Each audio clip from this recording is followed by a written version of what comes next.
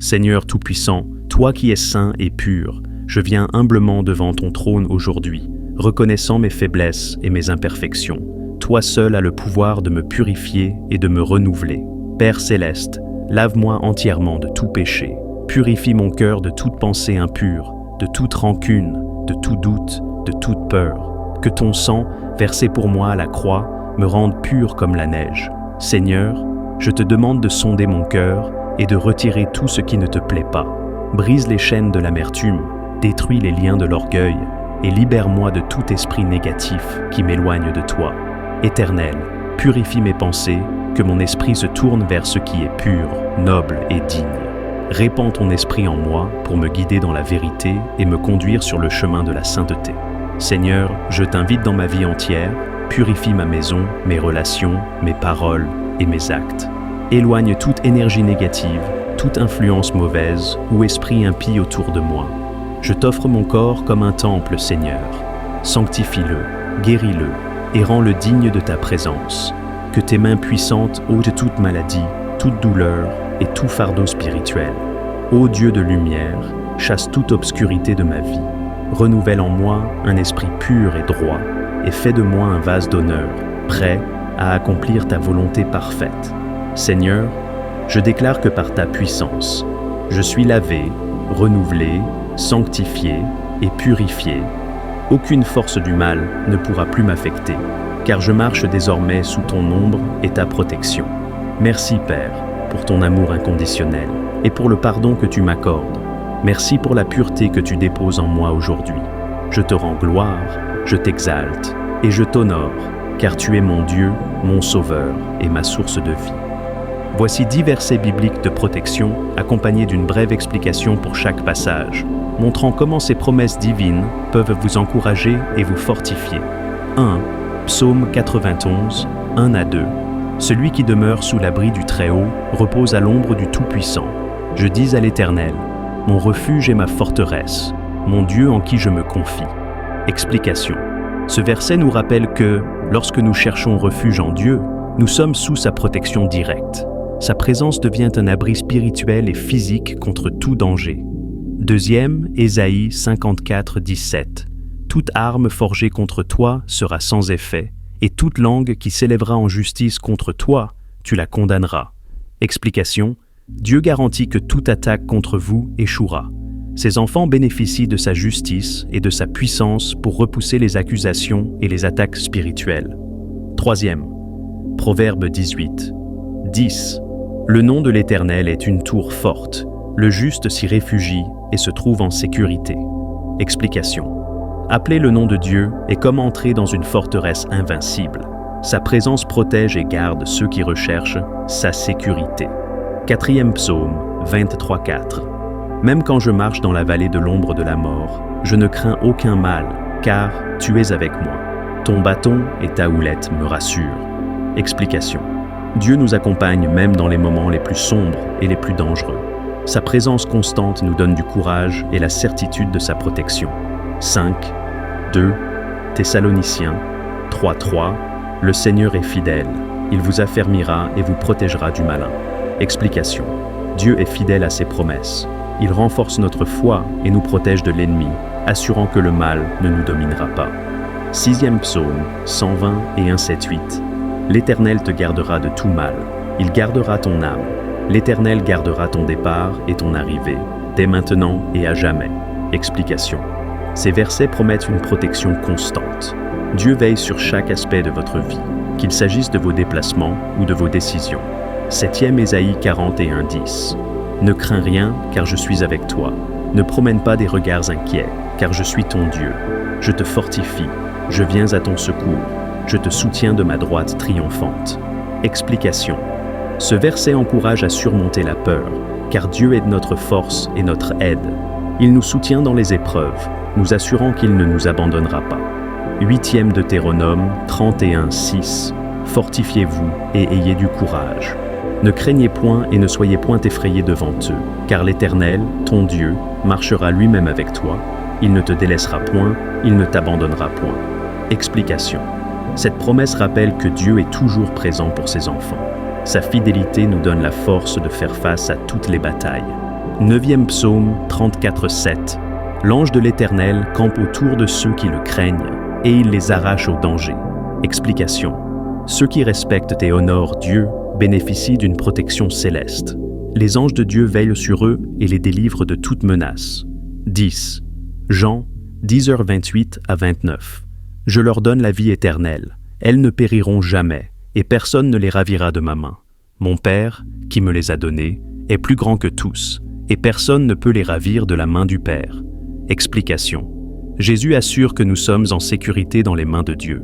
Aucun ennemi, spirituel ou physique, ne peut nous arracher de sa protection.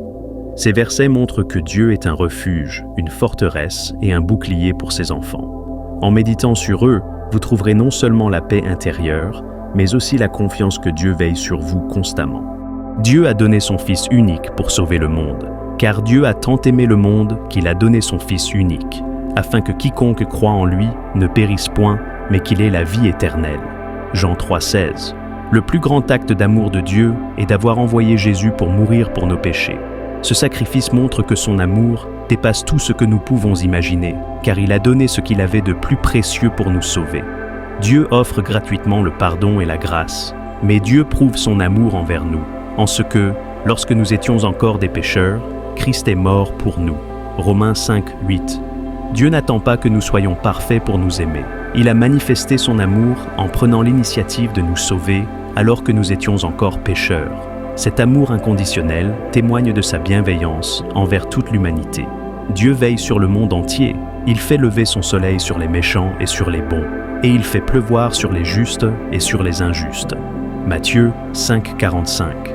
Dieu prend soin de toute la création, indépendamment de nos actions ou mérites. En pourvoyant à nos besoins quotidiens, soleil, pluie, nourriture, il montre qu'il aime le monde entier sans favoritisme. Dieu désire que tous soient sauvés. Dieu veut que tous les hommes soient sauvés et parviennent à la connaissance de la vérité. 1 Timothée 2:4. Le plan de Dieu n'exclut personne. Son amour est universel et il veut que tous les peuples, sans exception, reçoivent le salut. Cela prouve qu'il aime profondément chaque être humain. Dieu renouvelle sa miséricorde chaque jour. Les bontés de l'Éternel ne sont pas épuisées. Ses compassions ne sont pas à leur terme. Elles se renouvellent chaque matin. Oh, que ta fidélité est grande. Lamentations 3:22 à 23. Malgré nos erreurs et nos faiblesses, Dieu continue de nous montrer sa miséricorde chaque jour. Cette patience infinie témoigne de son amour inébranlable pour le monde. L'amour de Dieu est visible dans chaque aspect de la vie et dans ses promesses. Sa grâce, son pardon, son souci pour nos besoins quotidiens et son désir de nous sauver démontrent que son amour pour le monde est profond, constant et éternel. Voici 10 versets bibliques sur le déblocage, accompagnés d'explications pour mieux comprendre leur application. 1. Ésaïe 41:10. Ne crains rien, car je suis avec toi. Ne promène pas des regards inquiets, car je suis ton Dieu. Je te fortifie, je viens à ton secours, je te soutiens de ma droite triomphante. Ce verset nous rappelle que Dieu est présent dans nos moments d'incertitude. Il promet force et aide dans les situations bloquées. En s'appuyant sur lui, on peut vaincre la peur et avancer. 2e psaume 34:17. Quand les justes crient, l'Éternel entend, et il les délivre de toute leur détresse. Dieu écoute les cris de ceux qui le cherchent avec foi. Il promet d'intervenir et de briser les chaînes de l'oppression, peu importe la profondeur de la détresse. 3e Exode 14:14. L'Éternel combattra pour vous, et vous, gardez le silence. Ce verset nous enseigne que dans les moments où nous nous sentons impuissants, Dieu prend les choses en main. Il nous demande de lui faire confiance, même lorsque nous ne voyons pas de solution. 4e, Jérémie 29:11. Car je connais les projets que j'ai formés sur vous, dit l'Éternel, projets de paix et non de malheur, afin de vous donner un avenir et de l'espérance. Lorsque la situation semble stagnante, ce verset rappelle que Dieu a des plans de prospérité et de succès pour nous. Il ouvre des portes pour nous conduire vers notre destinée. 5. Ésaïe 43:19. Voici, je vais faire une chose nouvelle, sur le point d'arriver. Ne la connaîtrez-vous pas? Je mettrai un chemin dans le désert et des fleuves dans la solitude. Dieu est le maître des situations impossibles.